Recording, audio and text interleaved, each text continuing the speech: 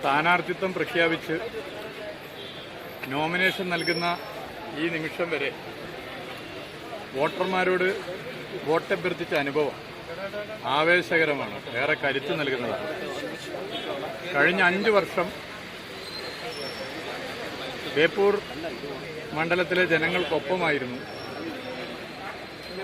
വീണ്ടും സ്ഥാനാർത്ഥിയായി പ്രഖ്യാപിച്ച് ജനങ്ങൾക്കിടയിലേക്ക് ചെല്ലുമ്പോൾ സ്ഥാനാർത്ഥിത്വം പ്രഖ്യാപിച്ച ഘട്ടത്തിൽ പ്രതീക്ഷിച്ചതിനേക്കാൾ മികച്ച പിന്തുണയാണ് ലഭിച്ചുകൊണ്ടിരിക്കുന്നത്. ഒന്ന്, തമ്മിലടിയില്ലാത്ത ഒരു സർക്കാർ തന്നെ കേരളത്തിൽ തുടരണം, അത് LDFന് സാധിക്കും എന്ന ചിന്താഗതി.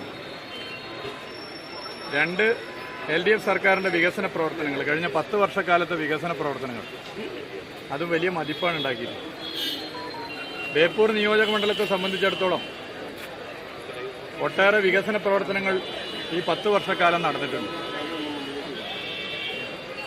ഇപ്പോൾ പൊതുവെ ജനങ്ങളത് വലിയ നിലയിൽ താല്പര്യത്തോടെ കാണുകയാണ്. അതിൽ ഓരോന്നും ഞാൻ പറയുന്നില്ല, ഇതുപോലൊരു സമയത്ത് പറയണില്ല, നമുക്ക് ഇനിയും സമയമുണ്ട്. പക്ഷെ ഒന്ന് എടുത്തു പറയേണ്ടതുണ്ട്.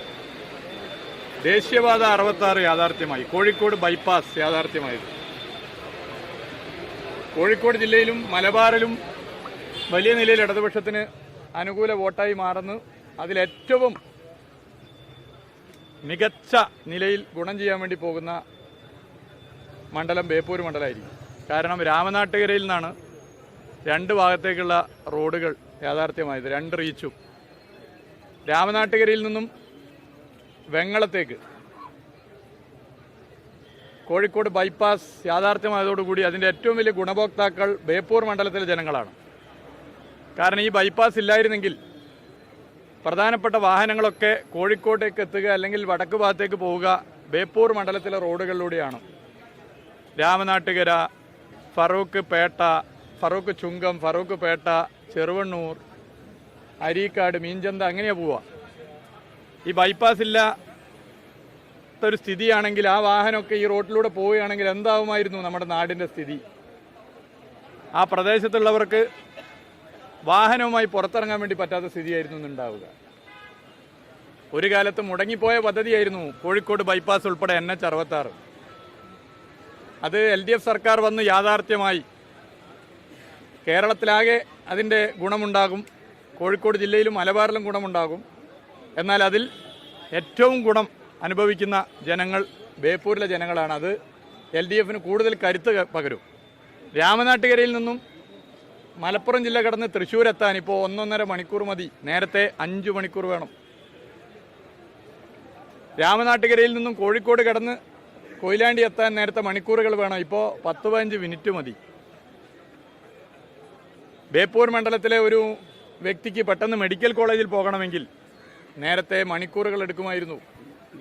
ഇപ്പോൾ കോഴിക്കോട് ബൈപ്പാസ് വന്നതോടുകൂടി മെഡിക്കൽ കോളേജിൽ വേഗത്തിലെത്താം, കോഴിക്കോട് നഗരത്തിൽ വേഗത്തിലെത്താം.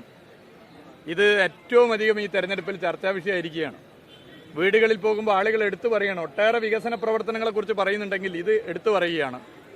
അപ്പോൾ കോഴിക്കോട് ബൈപ്പാസ് യാഥാർത്ഥ്യമായത് മുടങ്ങിപ്പോയ പദ്ധതി, UDF ഭരണകാലത്ത് മുടങ്ങിപ്പോയ പദ്ധതി, ഇന്ത്യയുടെ ചരിത്രത്തിലാദ്യമായി ഒരു സംസ്ഥാന സർക്കാർ പണം ചെലവഴിച്ച്, ദേശീയപാതയ്ക്ക് വേണ്ടി പണം ചെലവഴിച്ച്, സംസ്ഥാന സർക്കാരിന് കൂടി ഇച്ഛാശക്തിയുടെ ഭാഗമായി യാഥാർത്ഥ്യമായ കോഴിക്കോട് ബൈപ്പാസ് ഏറ്റവും അധികം LDFന് ഗുണം ചെയ്യാൻ വേണ്ടി പോകുന്ന മണ്ഡലങ്ങളിലൊന്ന് ബേപ്പൂർ നിയോജക മണ്ഡലമായിരിക്കും. അത് പൊതുവെ ഇപ്പം തന്നെ ജനങ്ങൾ പറഞ്ഞുകൊണ്ടിരിക്കുക.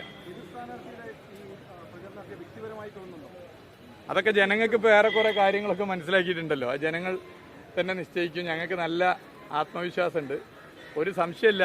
അത് അമിത ആത്മവിശ്വാസത്തിൻ്റെയോ അല്ല അഹങ്കാരത്തിൻ്റെയോ ഭാഗമായിട്ടൊന്നും പറയല്ല. നമ്മളൊക്കെ ഇനിയും കാണേണ്ടവരാണല്ലോ. ഇതിനു മുമ്പ് നമ്മളൊക്കെ എല്ലാവരും ഇവിടെ ഉണ്ടായിരുന്നവരാണ്, ഒരു തെരഞ്ഞെടുപ്പ് സമയത്ത് പെട്ടെന്ന് വന്നവരല്ല.